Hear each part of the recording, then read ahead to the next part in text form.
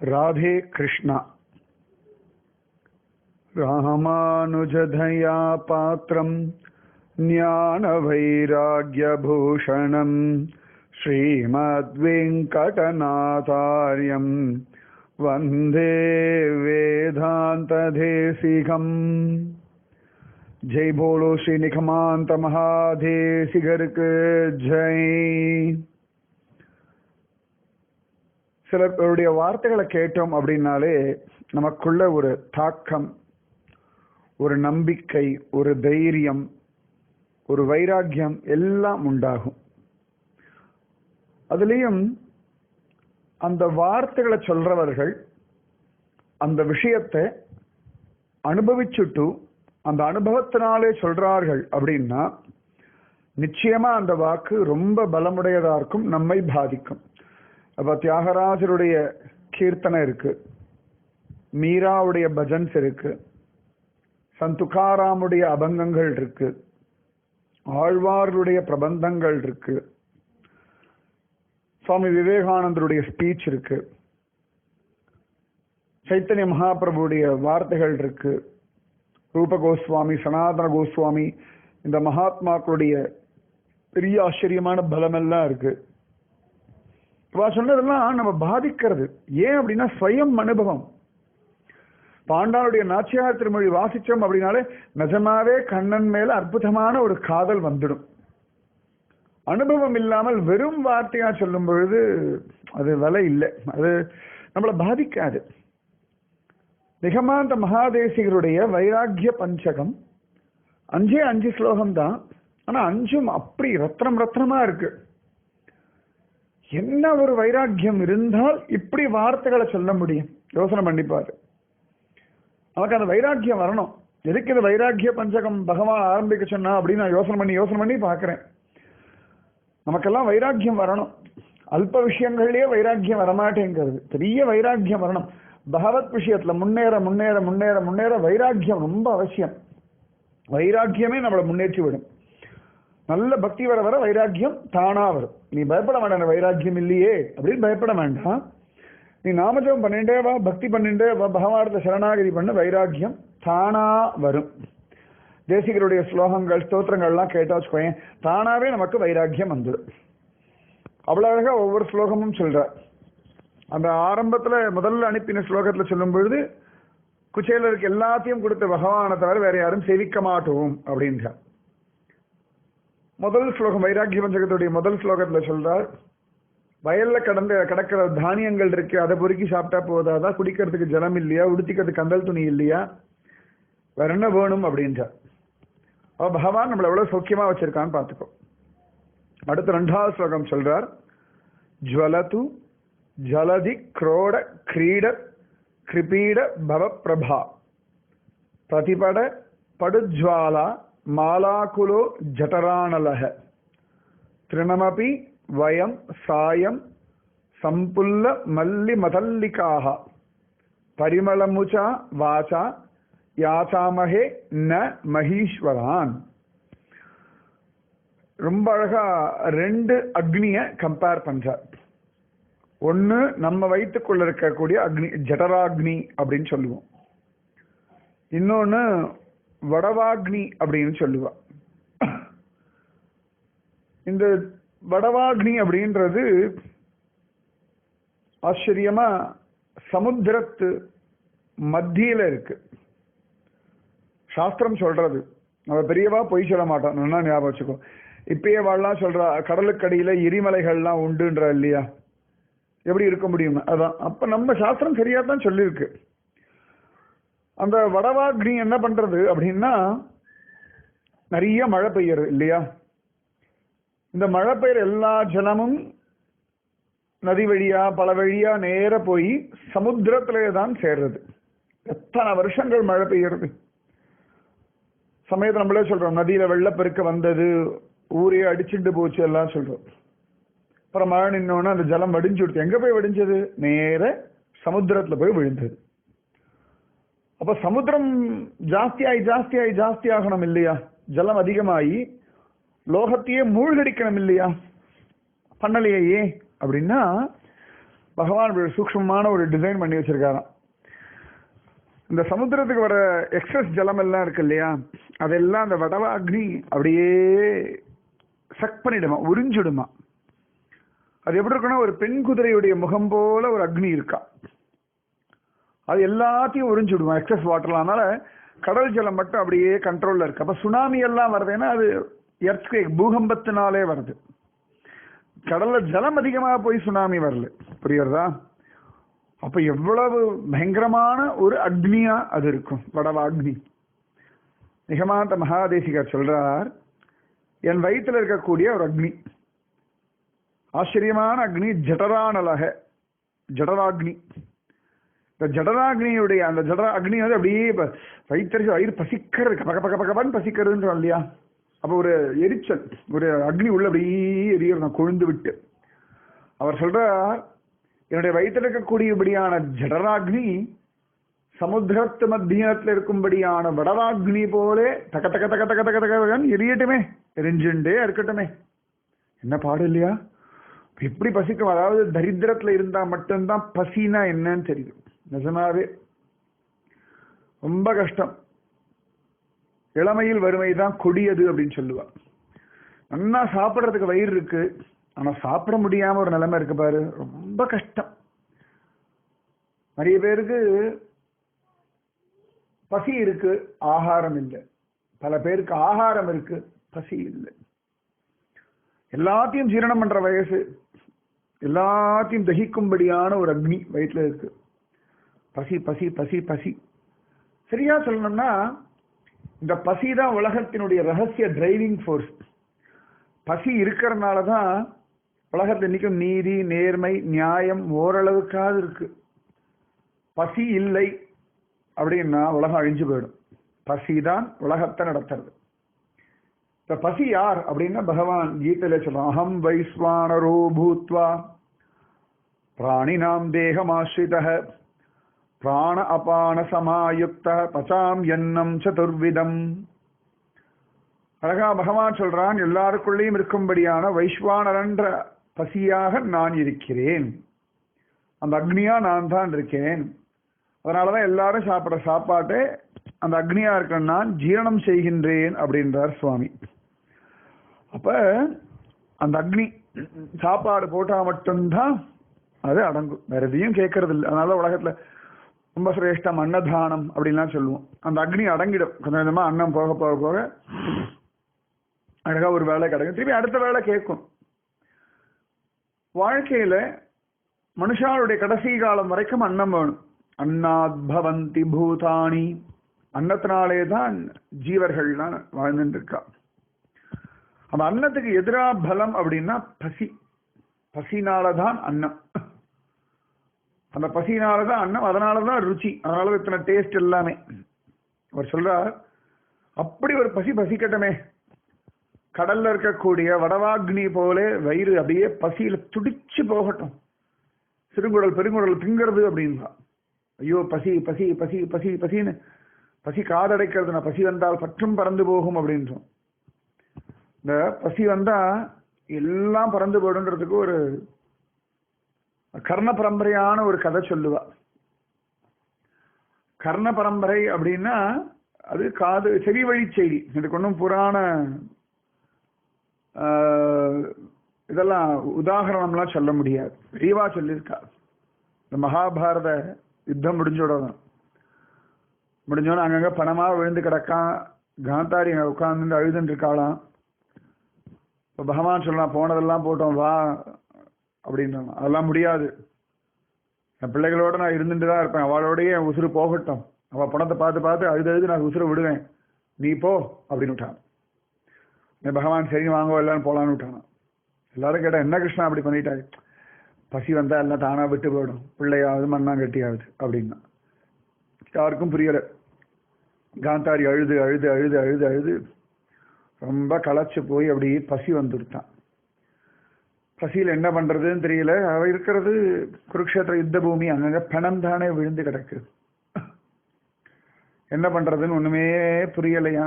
பசி தாங்க முடியல. தடவை பார்த்தா ஒன்றும் கிடைக்கல. கடைசியில கண்ணை இந்த கண் கட்டை அவுத்துட்டாலாம். அப்புறம் பார்த்தாலாம் ஒரு மரத்துல பழமோ ஒரு இறைச்சி துண்டோ இருந்துதான். அந்த பசிக்கு அது நல்லா இதமா இருக்கும்னு தோணிடுத்தான் காந்தாரிக்கு. ஆனா ரொம்ப ஒசரத்தை இருந்தா என்ன பண்றதுன்னு தெரியலையா, எம்பி குதிச்செல்லாம் பார்த்தா நடக்கலையா. கடைசியில் ஏறுறதுக்கு அங்கே ஒன்றும் கிடைக்கல, ஸ்டூலோ இல்லாட்டி ஒரு ஏனியோ கிடைக்கலையா. உடனே காந்தாரி தன்னுடைய பிள்ளைகளுடைய பிணமெல்லாம் விழுந்து கிடக்குல்ல, அந்த பிணத்தை எல்லாம் ஒன்று மேலே அடுக்கி படி மாதிரி பண்ணி அது மேலே ஏறி அந்த பழத்தையும் அந்த இறைச்சி துண்டையும் எடுத்தாலாம். உடனே பகவான் தூரத்திலேருந்து கை தட்டி சிரிச்சுட்டு இல்லாடி சொன்னானா, பாரு இதான் பசியுடைய பலம். பசி வந்தா கணவன் என்ன, மனைவி என்ன, குழந்தை என்ன, பந்து என்ன, தாய் என்ன, தந்தை என்ன, உற்றார் என்ன, உறவினர் என்ன, பசி பசி பசி. எவ்வளவு மோசம்னு பார்த்துக்கோ அந்த பசி. எந்த பிள்ளைகளுக்காக எழுதிருக்காளோ அந்த பிள்ளைகளுடைய பிணங்களை போட்டு மேலே ஏறி தன் பசிக்கான ஆகாரத்தை அவள் எடுக்கிறாள். பெரிய கஷ்டம் பசி. இந்த மாதிரி ஒரு பசியிலெல்லாம் நம்ம குச்சேலர் இருந்தார். அதையும் தாண்டி கிருஷ்ண பக்தி பண்ணார்னா பகவான் அவரை உட்கார வச்சு பாத பூஜை பண்ணார்னா சத்தியம் தானே. அவ்வளவு பயங்கரமானது அந்த பசி. அப்ப நிகமாந்த மகாதேசிக அந்த மாதிரி எனக்கு பசிக்கட்டுமே, வடவாக்னி போல வயிறு தக்க தக்க தக்க தக்க எரியட்டுமே, என்ன ஆயிட போறது, என்ன வேணா ஆகட்டும்னு சொல்லிட்டு அடுத்த வாக்கியத்துல சொல்றார், திருணமபி வயம் சாயம் சம்புல்ல மல்லி மதல்லிக்காக பரிமளமுச்சா வாச்சா யாசாமஹே ந மகீஸ்வரான். வயிறு அப்படியே எரியட்டுமே. அந்த பசி வந்துடுத்துனா யார்கிட்டயாவது ஐயோ பசிக்கிறது எதானா கூடுன்னு கை ஏந்துவோம். அந்த கை ஏந்துறது பெரிய கஷ்டம் உலகத்துல. அந்த கை ஏந்தணுமா, யார்கிட்ட போய் கை ஏந்துவோம் அப்படின்னா ராஜா கிட்ட போய் அவளை பத்தி எதாவது கொண்டாடினோம்னா அவள் எதான கொடுப்பா, அதை கொண்டு வயிற்று பழப்ப பார்த்துக்கலாம்.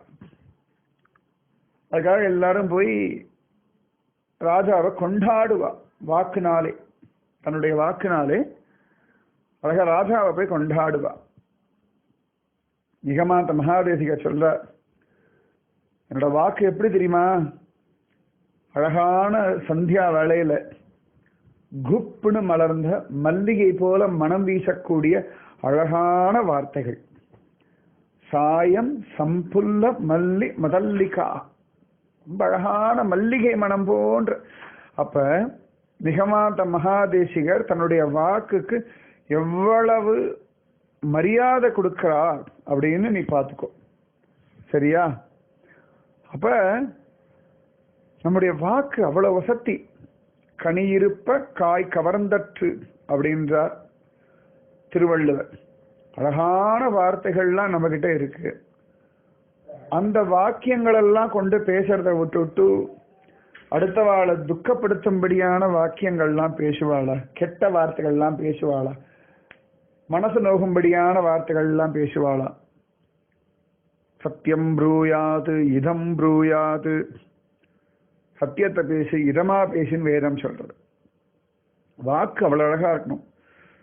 ராமனை பத்தி சொல்லும் பொழுது வால்மீகி மாதிரி சொல்றார், வாக்மி ஸ்ரீமான். இந்த வார்த்தைகள் அவ்வளவு அழகா இருக்குமா, ராமனுடைய வார்த்தைகள் எவ்வளவு அழகு அப்படின்னா அப்படியே மனசுக்கு அப்படியே ஒரு மயில் பீலியை கொண்டு வருடுறா போல வார்த்தைகள்.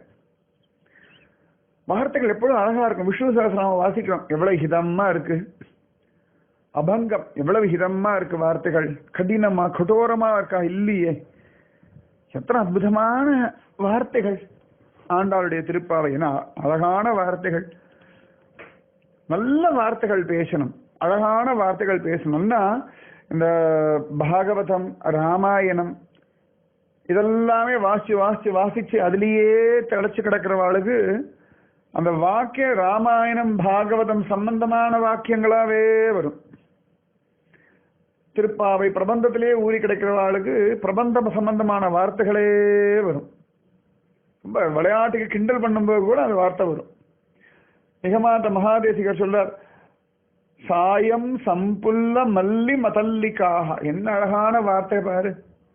ஐயோ, என் வார்த்தைகள்லாம் அழகான கிருஷ்ணனை கொண்டாடும்படியான வாக்கியமாச்சே. ஸ்ரீவல்லபேதி வரதேதி தயா பரேதி பக்த பிரியேதி பவலுண்டன கோவிதேதி நாதேதி நாகசயனேதி ஜகன்னிவாசேதி ஆலாபினம் பிரதிபதம் குருமே முகுந்த. குலசேகர முகுந்தமாலால் அவள் அழகா எப்பொழுதும் நாமத்தை புலமும்படியா என்ன பண்ணு அப்படின்றார். பகவானை பத்தி பேசணும், அதானே வசதி, அதானே சர்வசிரேஷ்டம், அதானே அத்புதம். சொல்லு, காக்கை வாயிலும் கட்டுரை கொள்வார் காரணா கருளக்குடியோனே அப்படின்றார். பெரியாழ்வார் சொல்ல, நான் தானோ கதாமசான் வளருனா கூட, ஹே பிரபு, இந்த காகமெல்லாம் கத்திட்டுன்னா பெரியவாள்லாம் யாரோ பந்துக்கள் வரான்னு சொல்லி அது சும்மா கத்துறத கூட அழகா சத்விஷயமா எடுத்துக்கிறா போலே நான் வளரி கொட்டினா கூட நீ நல்லதா எடுத்துக்கோ அப்படின்றார். அதனால பகவானை பத்தி பேசணும். நம்முடைய வாக்கு பாகவத, அதுக்கு தானே பெரிய பாகவத பாராயணம், ராமாயண பாராயணம், பிரபந்தம் சேவிக்கிறது, கோஷ்டி சேவிக்கிறது, எவ்வளவு ஸ்லோகங்கள், எவ்வளவு ஸ்தோத்திரங்கள், அதல்லவா பேசணும். ஓ, அவ ரொம்ப நல்லவா தெரியுமோ அப்படின்னு அவளவே பெருமையா வந்து ஒரு ராஜா கிட்ட பெருமை பேசி காரியம் சாதிக்கணுமா சொல்லு. இது நிகமாந்த மகாதேசிகர் இருந்த காலம் ராஜாவுடைய காலம். அதனால காரியம் சாதிக்கிறதுக்காக அவளை கொண்டாடுவா. தேவர் இப்போ உங்களை போல உண்டா, நீங்கள்லாம் ராஜாதிராஜன், ராஜகுலோத்துங்கன், ராஜமார்த்தாண்டன் இப்படிலாம் சொல்லுவா. அவனுக்கு அந்த பட்டத்துக்கு தகுதி இருக்கோ இல்லையோ அதான் பண்ணுவா. இன்னி காலகட்டத்திலே நமக்கு வேண்டப்பட்ட மனுஷானா எப்படியெல்லாம் கொண்டாடுறோம். ஆஹா, உங்களை போல உண்டா, என்ன அழகு அப்படின்லாம் கொண்டாடுறோம். பார்த்து குழந்தைய என் சமத்தை செல்லம், என் வெள்ளை கட்டி எப்படி பேசுறது பாரு அப்படின்னு நமக்கு அபிமானம் இருக்கிறதுனாலே அது கொஞ்சம் போது அது சந்தோஷப்பட்டது. அப்போ நம்மளை கட்டி பிடிச்சி ஒரு முத்தா கொடுக்கும். நிகமாந்த மகாதேசிகர் சொல்ற, என்னுடைய வாக்கியங்கள் உத்தமமான வாக்கு, அதை கொண்டு போய் அல்ப மனுஷால் இடத்துல கொண்டு போய் அதை வைப்பாளா, ஐய ஷீ என்ன அழகான வார்த்தைகள், கிருஷ்ணா இங்க வா அப்படின்னு சொன்னா நல்லா இருக்கும் ஒன்றும். அதனால பகவானை பற்றிய வார்த்தைகள், பாகவதாளை பற்றிய வாக்கியங்கள் பேசணும். என்னுடைய வாக்கியங்களை கொண்டு ஒரு ராஜாவை போய் கொண்டாடி, மகீஸ்வரன் பூமிக்கு ராஜாவா இருக்கிறவனை போய் கேட்டு அவங்ககிட்ட போய் அவனை கொண்டாடி, திருணமபி நான் யாசாமகே, ஒரு துரும்ப கூட நான் கேட்க மாட்டேன். ஓ ராஜா, நீ சார்வபௌமன், நீ சர்வலோக ரக்ஷகன் சொல்லுவேனா, கண்ணனை தவிர வேற யாரையாவது சொல்லிடுவேணும் அப்படின்ற. அதானே வேணும், அந்த அளவுக்கு அல்லவா மனோ உறுதி வேணும். சொல்லு பார்க்கலாம், நீ காத்தாலேருந்து ராத்திரி வரைக்கும் எத்தனை வாக்கியங்கள் பேசுறாய். நீ மற்றவாளை கொண்டாடுறியோ இல்லையோ, ஆனா குத்தம் சொல்லிட்டு இருக்கியா இல்லையா? எத்தனை பேரை குத்தம் சொல்லியிருப்ப யோசனை பண்ணி பாரு. எவ்வளவு குத்தம், எத்தனை அபத்தமா பேசுறாய். என்ன அவசியம் இருக்கு சொல்லு? உன்னோட வாக்கும் மல்லிகை மனம் போடுற வாக்கு. நீ பிரபந்தம் சொல்லு, சகசிரநாமம் சொல்லு, கிருஷ்ணா நான் உன் குழந்தை, கிருஷ்ணா நான் உன் அடிமை, கிருஷ்ணா நான் உன் தாசன், கிருஷ்ணா நான் உன் தாசி, கிருஷ்ணா நான் உன் சொத்து, கிருஷ்ணா என் கூட இருடா, கிருஷ்ணா என் கூட பேசுடா, கிருஷ்ணா என் கூட சாப்பிடுறா, கிருஷ்ணா என் கூட விளையாடுறா, கிருஷ்ணா எனக்கு புரிய வைடா, கிருஷ்ணா எனக்கு வைராக்கியத்தை கொடுறா, கிருஷ்ணா எனக்கு பக்தியை கொடுறா, கிருஷ்ணா எனக்கு ஞானத்தை கொடுறா, கிருஷ்ணா நீ சொல்லேண்டா, கிருஷ்ணா ஏதானும் பேசேண்டா. இப்போ நான் சொன்ன வார்த்தைகள் அவ்வளோ நல்லா இருக்கு, யோசனை பண்ணிப்பாரு. இந்த மாதிரி பேசலாம் இல்லையா? வம்பு அடுத்தவாளை பற்றி அடுத்தவா கிட்ட ஏன் வம்பு? யாரா பேசினா கூட கேட்காத. உன் நேரத்தையும் அவ கொள்ளையடிக்க நல்லா ஞாபகம் வச்சுக்கோ. கூடுமான வரைக்கும் யாராவது குத்தம் குறை சொல்லிட்டு வரான்னா பொய் சொல்லியாவது தப்பிச்சுடு, தப்பே கிடையாது. அந்த நேரத்தில் பாகவதம் வாசிக்கலாம், ராமாயணம் வாசிக்கலாம். யாராவது ஊர் கதையெல்லாம் பேசுறா வச்சுக்கோங்க, நீ உடனே பாகவத்தை பற்றியோ ராமாயணத்தை பற்றியோ பேச ஆரம்பிச்சிடும். அவள் வெறுத்து போயிடுவா. எப்போ பார்த்தாலும் இதையே வளரின்றுன்னு சொல்லுவா. அப்புறம் அவன் அவங்ககிட்ட பேசுறதே விட்டுடுவா. நல்லது தானே, இவகிட்ட பேசி என்ன சாதிச்சு கிழிச்சிட போகிறோம். முன்னாடிலாம் எதிர்க்க உட்காந்து பேசிட்டு இருந்தோம், இப்போ கேட்கவே வேண்டாம். இமெயிலில் பேசினோம், எஸ்எம்எஸில் பேசினோம், ஃபேஸ்புக்கில் பேச ஆரம்பிச்சு இப்போ வாட்ஸ்அப் வரைக்கும் பேசிகிட்டு இருக்கோம். பிரயோஜனம் இருக்கோ இல்லையோ, எதையோ ஒன்றத்தை பேசிட்டு திரும்ப திரும்ப திரும்ப திரும்ப திரும்ப திரும்ப திரும்ப என்ன அவசியம் இருக்கு? அழகான சாயங்காலத்தில் பூத்த மல்லிகையினுடைய மனம் வீசக்கூடிய வாக்கு உனக்கும் உண்டு. அந்த வாக்கு இல்லைன்னு சொல்ல முடியவே முடியாது. எல்லாருக்குமே அந்த வாக்கு இருக்கு. அதனால குழந்தை நல்லதா பேசேன், அழகா பேசேன், ஹிதமா பேசேன், ஒழுங்கா பேசேன், ஆஞ்சநேய மூர்த்தி மாதிரி பேசேன். ஏன் பேச முடியாது? பேச முடியும். சரியா? உன்னாலே பேச முடியும்.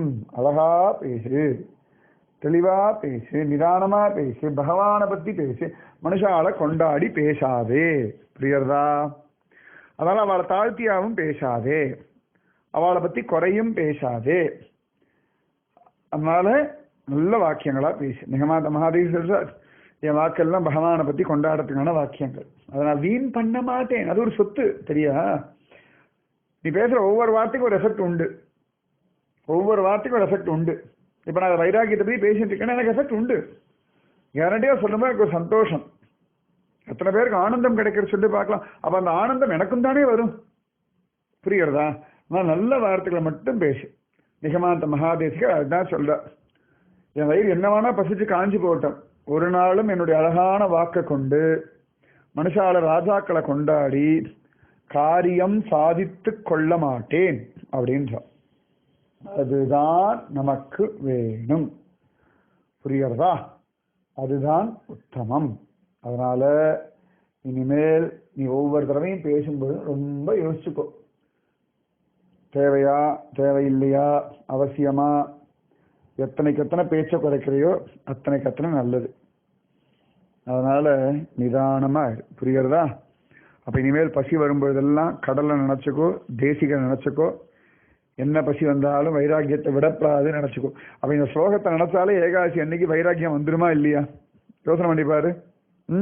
அதான் உனக்கு வைராக்கியம் வரணும். அதுக்கு தான் இத்தனை பாடு. நாம் படலை, நிகமாந்த மகாதேசிகர் படுறார். அதுக்காகவா நமக்கு வைராக்கியம் வந்தே தீரும். ஜெய் போலோ நிகமாந்த மகாதேசிகருக்கு ஜெய். ராதே கிருஷ்ணா, ராதே கிருஷ்ணா, ராதே கிருஷ்ணா.